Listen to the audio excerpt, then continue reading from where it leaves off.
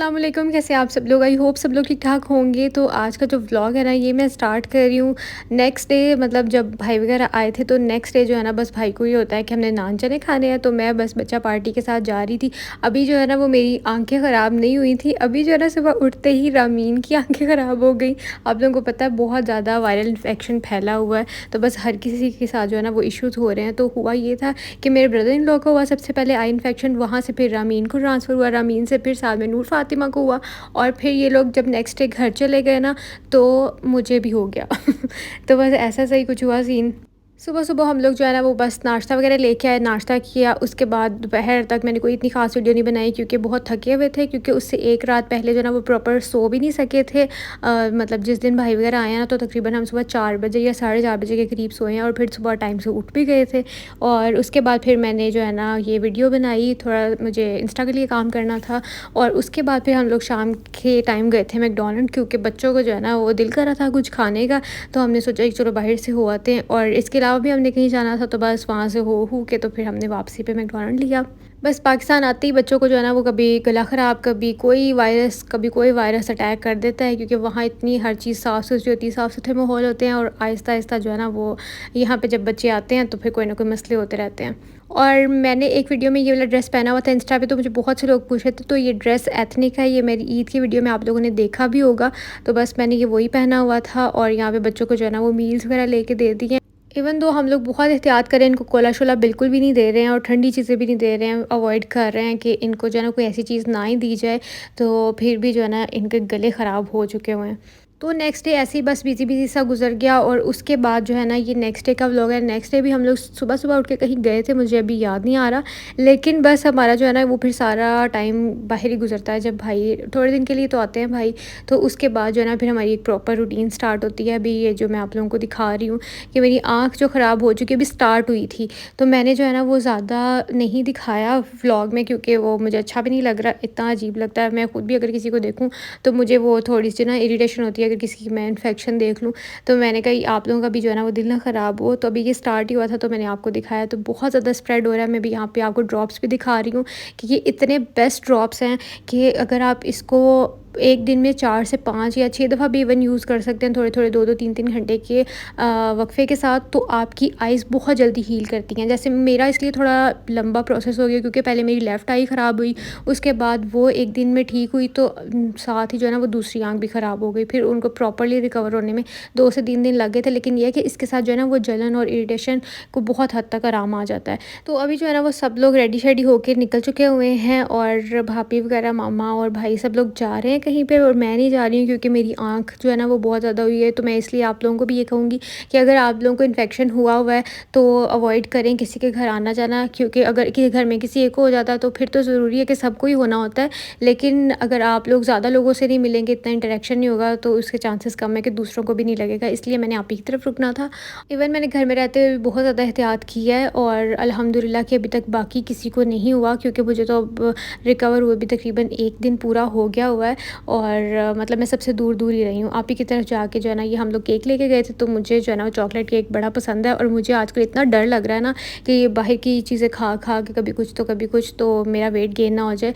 उसके बाद फिर मुझे एकदम से आई के साथ, क्योंकि अभी ये मेरा फर्स्ट डे था, जो पहला दिन होता है ना कुछ लोगों को साथ में जो है वो फ़ीवर के भी सिम्पटम्स होते हैं, तो मेरा वो वाला था। मतलब मुझे गंदा बुखार भी हो गया साथ में, तो मेरी उस दिन बहुत ज़्यादा टाँगें दर्द हुई, तो फिर रिज़ा ने मेरी टाँगें दबाई, और नेक्स्ट डे मैं फिर ठीक हो गई।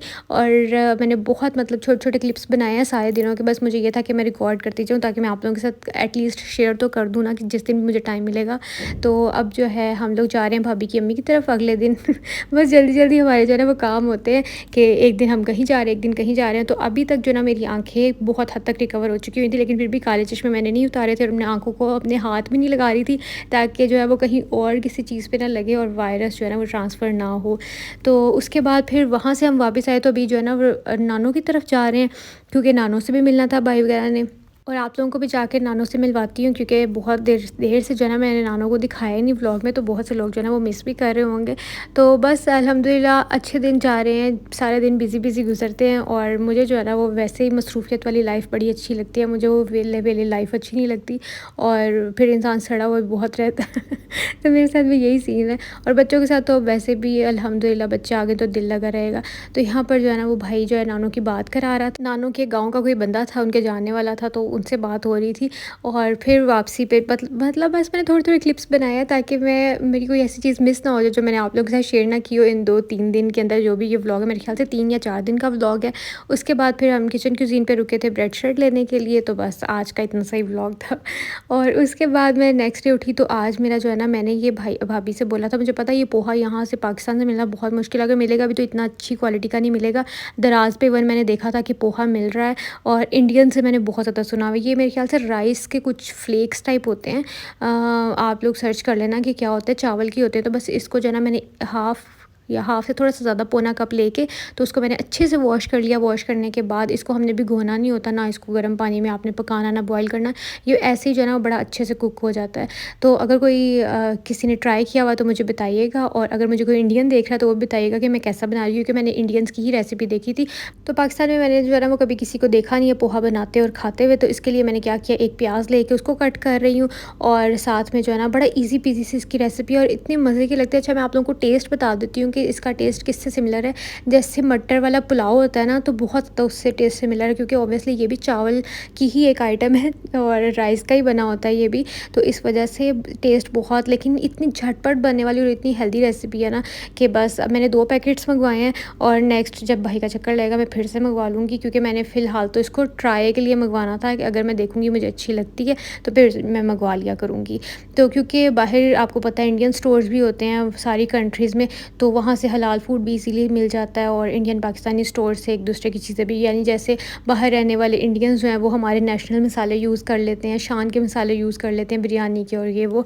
तो यहाँ पर अब मैंने क्या लिया किया था, 2 टेबलस्पून मैंने देसी घी लिया, उसके अंदर मैंने ज़ीरे का तड़का लगाया। जैसे ही वो थोड़ा सा कलर चेंज करने लगा ज़ीरा, तो मैंने साथ ही जो है ना वो एक प्याज जो कट करके रखा था वो ऐड कर दिया। मुझे बहुत से लोग पोहे की रेसिपी पूछ रहे थे तो मैंने सोचा इसी व्लॉग में शेयर कर देती हूँ, क्योंकि मैंने कल स्टोरी लगाई थी इंस्टाग्राम पे।